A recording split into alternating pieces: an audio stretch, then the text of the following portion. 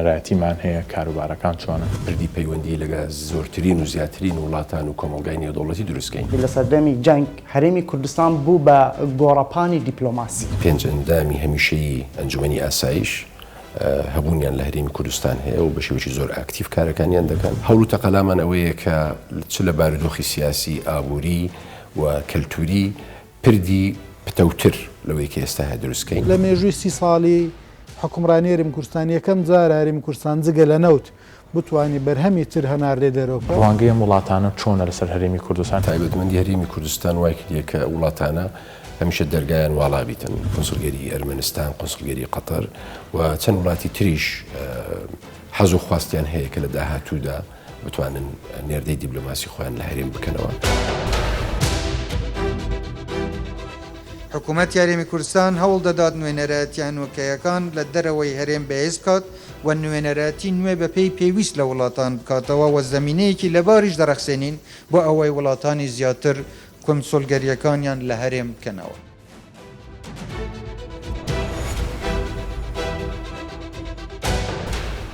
لا کەشوهەوایەکی ساردا باسی پەیوەندیە گەرمەکانی هەرێمی کوردستان لەگەڵ وڵاتانی دراوسێ و ناوچەکە دەکەین. تاکو ئێستا هێندەی تەمەنی کابینەی نوێم پەیوەندیەکان لەگەڵ وڵاتانی دراوسێ و ناوچەکە گەرموکردن نەبووە. بنمونە لە تەمەنی کابینەی نوێمدا دوو قۆنسڵگەری گشتی هەر یەکە لە وڵاتانی ئەرمەنستان و قەتار بە فەرمی لە هەرێمی کوردستاندا کراونەتەوە. تاکو ئێستاش 35 قۆنسڵگەری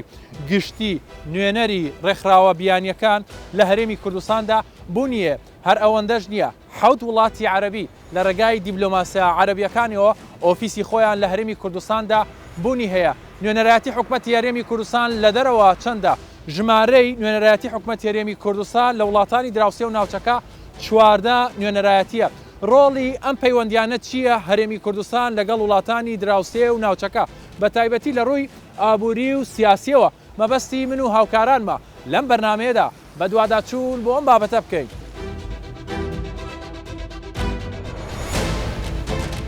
کرانەوە و تەوکردنی پەیوەندیە هەرێمی و نێودەوڵەتیەکان یەکێک لە ئامانجەکانی کارنامەی کابینەی نوێم بووە. لە تەمەنی ئەم کابینەیەشدا هەوڵەکان بۆ فراوانکردنی پەیوەندیەکان و بەرەو پێشچوونی باشی بەخۆیەوە بینیوە. دەچمە فەرمانگەی پەیوەندیەکانی دەرەوە بۆ ئەوەی لە نزیکەوە لە دوایین پێشکەوتنەکانی ئاستی پەیوەندی نێودەوڵەتیەکان لە بوارە جیاوازەکان بزانین و پرسیار لەبارەی ئاستی کرانەوەی حکومەتی هەرێم بەڕووی وڵاتانی دەرەوە ببینین. کاکسەفین، ئەم فەرمانگەیە دەواازەیەکی زۆر گرنگە بۆ وڵاتان و ڕوانگەیان لە هەرێمی کوردستان. من دەمەوێت بەوە دەست پێ بکەم لەگەڵ بەڕێستانە کاتێک شاندێکی وڵاتان نوێنەری وڵاتان دێن سەردانی ئێوە دەکەن، ئێوە چیان پێشکەشەکان لە چ ڕوانگەیەکەوە باسی هەرێمی کوردستانیان بۆکەن؟ زۆر سپاس بەخێر بن. لە ڕاستیدا پەیوەندی هەرێمی کوردستان ئەگە تەمەشا بکەین بە تایبەتی فەرمانگەی پەیوەندیەکانی دەرەوە بە چەندین قۆناغ تێپەڕووە، بە تایبەتی لە دوای 2003 و جێگیرکردنی هەرێم وەکو لە دەستوری عێراق و هەبوونی دام و دەستگاکان بە شێوەی ئاکتیڤ و فەرمانگەی پەیوەندیەکانی دەرەوەش بە هەمان شێوە ئاکتیڤ بووە، چ لە دەرەوە لە ڕێگای نوێنەرایەتیەکانمان و خودی فەرمانگەی پەیوەندیەکانی دەرەوە کە ناوەندەکەی لە هەولێری پایتەختە هەوڵ درایە کە بەڕاستی فراوانترکردنی پەیوەندیەکانمان لەگە دنیای دەرەوە و لە هەمان کاتیش ڕاکێشانی مسیۆنی دیپلۆماسی وڵاتان زیاتر لە بۆ هەرێمی کوردستان کە ئێستا ژمارەیەکی بەرچاو لەو مسیۆنە دیپلۆماسیانە و ڕێکخراوەکانی سەر بە UN لە هەرێمن ڕۆژانە لە پەیوەندی ڕاستەوخۆ لەگە و مسیۆنانەی دیپلۆماسینە و هەمان شێوە بە ڕێگای نوێنەرایەتیەکانمان لەگە وڵاتەکانی خانەخوێ. هەوڵ و تەقەلامان ئەوەیە کە چ لە بارودۆخی سیاسی، ئابووری و کەلتوری پردی پتەوتر لەوەی کە ئێستا هەیە دروستکەین و هەمیشە دەرفەت هەیە لەوەی کە پەیوەندیەکانمان باشتر و بەرە و ئاقاری باشتر ببین. لە تەمەنی کابینەی نوێمە چی کراوە بۆ پتەوکردنی پەیوەندیەکان لەگە وڵاتانی دراوسێ و ناوچەکەش؟ بە کۆی هەبوونی قۆنسڵگەری و قۆنسڵگەری گشتی و قۆنسڵگەری فەخری و نوێنەری باڵوسخانەکان کە لە بەغدا هەنە و ئەوەی کە لە هەرێم هەیە و ڕێکخراوەکانی سەر بە UN زیاتر لە 35 هەنا ئەوەی کە وەکو قۆنسڵگەری و میسیۆنی دیپلۆماسی 27 و و ئەوانی تر سەر بە UN و ڕێکخراوەکانی UN کە لە هەرێمی کوردستان بە شێوەیەکی فراوان و ئاکتیڤن. لە ڕووی پەیوەندیەکانمان ئەمە سیاسەتی حکوومەت جێبەجێ دەکەین و ئەو کارنامەی کە حکوومەت لەسەرەتا لە کابینەی ئێستا پێک هاتیە لەو چارچێوە کارەکانمان ئەنجام دەدەین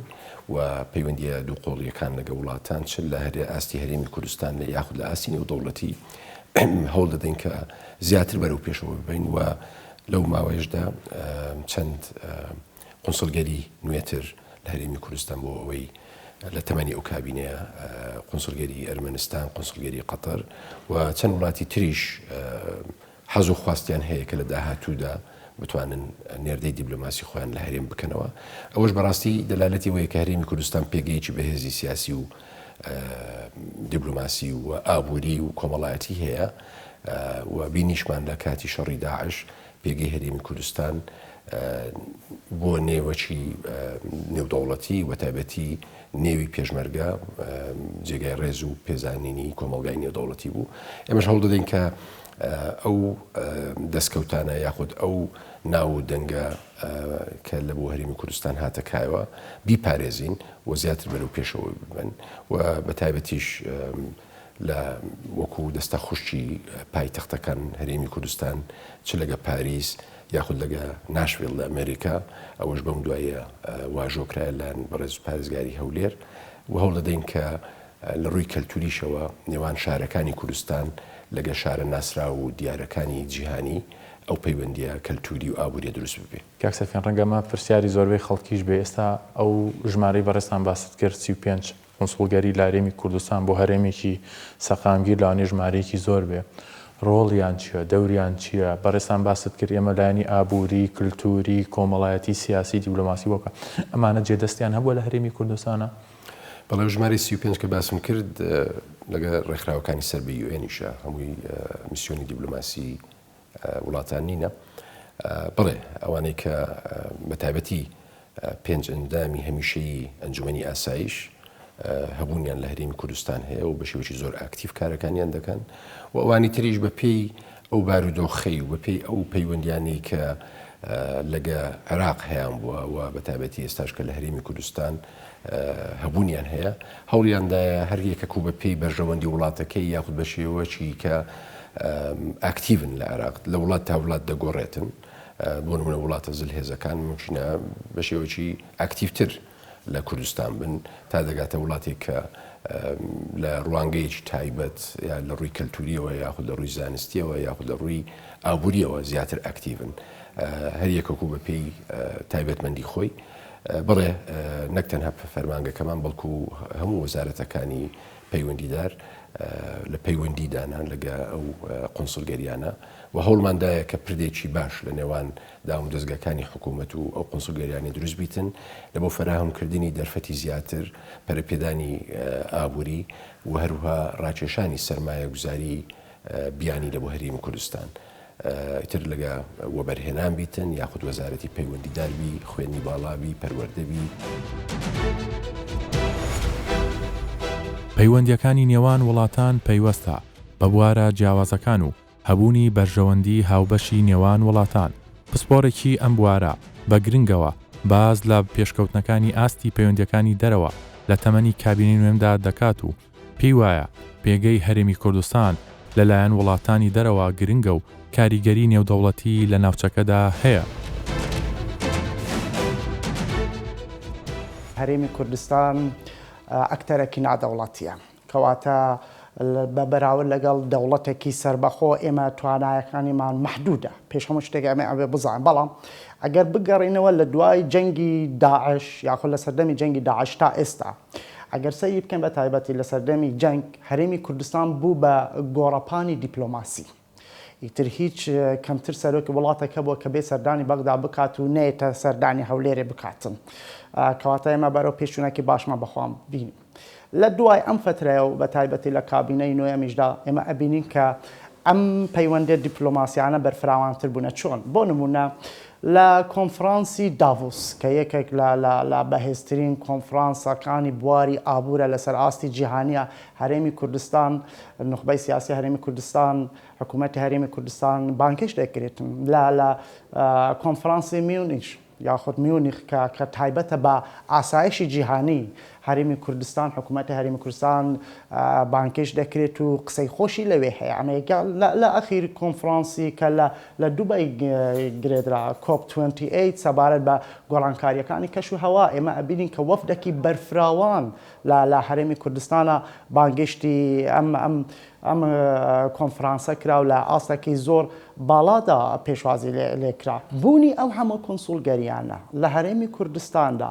وەکو پاڵپشتیەکە بۆ دەنگی هەرێمی کوردستان لە کۆمەڵگای نێودەوڵەتیدا ئەمەش دەبێت فەرامۆش نەکەین هەروەها ئەم کۆنسولگەریانە بۆ دێنە هەرێمی کوردستان ئەمە پرسیاری سەرەکیە ئەگەر هەولێر سەقامگیر نەبێت تاوان هیچ کۆنسولگەریەک نایێتە هەرێمی کوردستانە بەڵام ئەم سەقامگیرەی هەرێمی کوردستان وای کردووە ئەمە خاڵی دووەم پێکەوە ژیان لە هەرێمی کوردستانە کە زۆر گرنگە ئەمە خاڵی دووەم خاڵی سێیەم ئەم ئاوەدانیە کە هەرێمی کوردستان لە هەندێک کەرتا ئەگەر چی کەم و کوڕیشتێدا هەیە بە دڵنیا بەخۆی بینیە وای کردووە کە ئەم کۆنسولگەریانە بێنێرە کەواتە پەیوەندیەکی دوولایانە هەیە ئێمە چۆن پێویستیمان بەوان هەیە ئەوانیش پێویستیان بە ئێمە هەیە ڕاستە ئێمە ئەکتەرێکی نادەوڵەتین بەڵام ئێمە لە زۆر بواردا کلیلی سەقامگیری ڕۆژهەڵاتی ناوەڕاست و عێراقیشین دەبێ ئەمە فەرامۆش نەکەین چونکە بە هەربەلانی کەمە ئەم چوار دەوڵەتەی کە کوردی بەسەردا دابەش بووە ویانە چونکە بەس ئێستا هەرێمی کوردستان خاوەن دفاکتۆیەکی نێودەوڵەتیە بۆیە ئەم هەموو بەهاوکێشانە ئەبێ ڕەچاو بگرێتن بە گشتی ئەتوانم بڵێم کە ئێمە بەرەو پێشبەچوونێکی زۆر باشمان بە خۆمانەوە بینیوە تەبعاً وەکوتم ئەگەر سنووردارێتی نەبێتن لەلایەن بەغدا با بە ڕاشکاوانە قسە بکەین ئەم پەیوەندیانە بەرفراوانتریش ئەبن.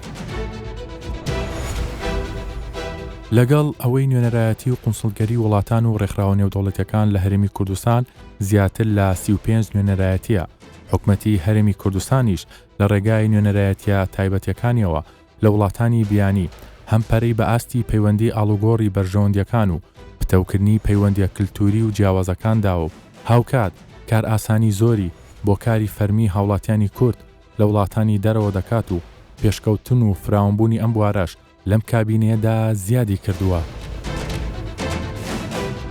کاکسەفین بەڕێستان باسی کاروبارەکانی ناو هەرێمی کوردستانتان کرد لەگەڵ شاندەکان دەمێ بزانم لە ڕووی نوێنەرایەتی حکوومەتی هەرێمی کوردستان لەگەڵ وڵاتانی دراوسێ و ناوچەکە چۆنە چەند نوێنەرایەتیمان هەیە کاروبارەکان چۆنە؟ بەڵێ حکوومەتی هەرێمی کوردستان ئێستا 14 نوێنەرایەتی لە دەرەوەی وڵات هەیە بەشی زۆریان لە ئەوروپایە ئەو نوێنەرایەتیانە بەر لە 2023 بەشێکیان هەبوون و بەردەوام بوونە لە ئیش و کارەکانیان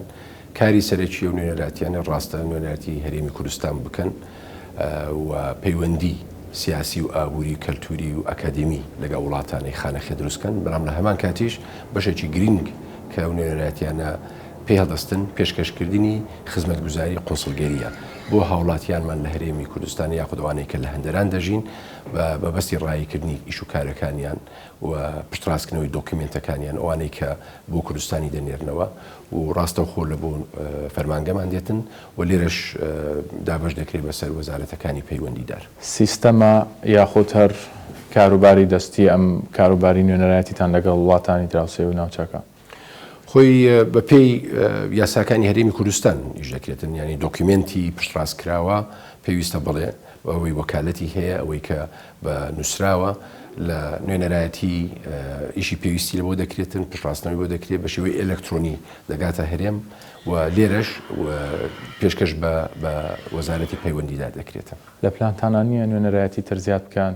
لە وڵاتانی ناوچەکە بەتوە ئەو دووەلی عەرەبی ینی کە ئێستا بەشێکیان لە هەرێمی کوردستان بوونیان هەیە ڕاستە ئەوەی کە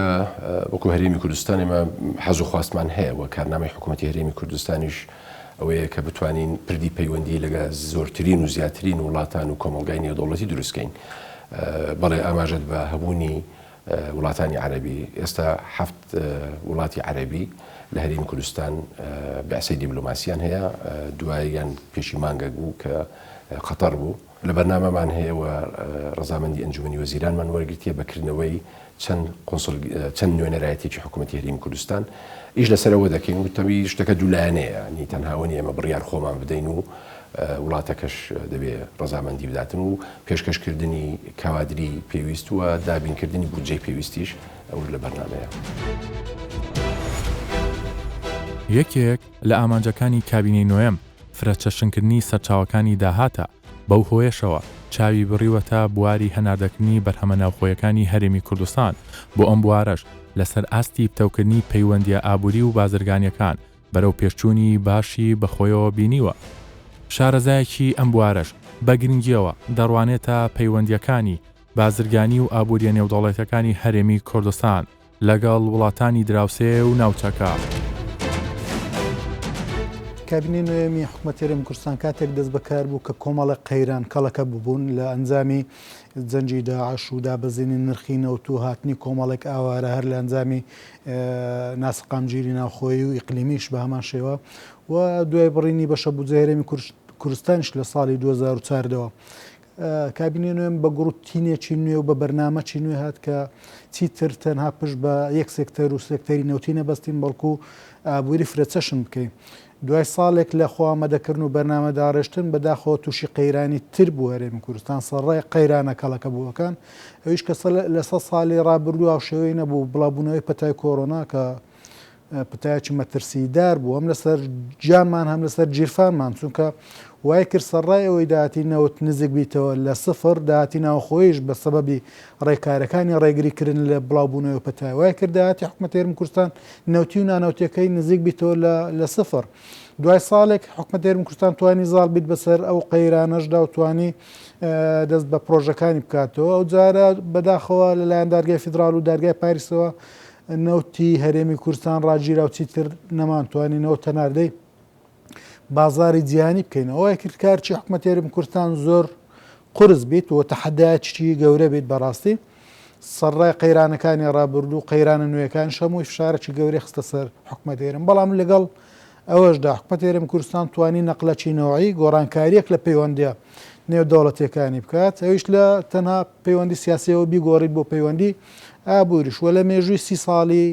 حکومڕانی هەرێمی کوردستان یەکەم جار هەرێمی کوردستان جگە لە نەوت بتوانی بەرهەمی تر هەناردێ دەرەوە بکە وەکو بەرهەمی هەنار و پەتاتە و هەنجوێنەوانە وای کرد کە ئومێدێک بۆ جوتیارەکانمان بجێڕیتەوە چونکە بەرهەمی ناوەخۆی ناتوانانی گەشە بکات و ناتوانیت زۆرەکەی باشتر بکەین ئەگەر تەنها لە ناو بازاری ناوخۆ ساغی بکەینەوە لەبەرەوە باشترین ڕێگا ئەوەیە کە پەیوەندیەکان ئەبۆ جۆرێکە گەشەی کردێ پەرەی پێ بدرێت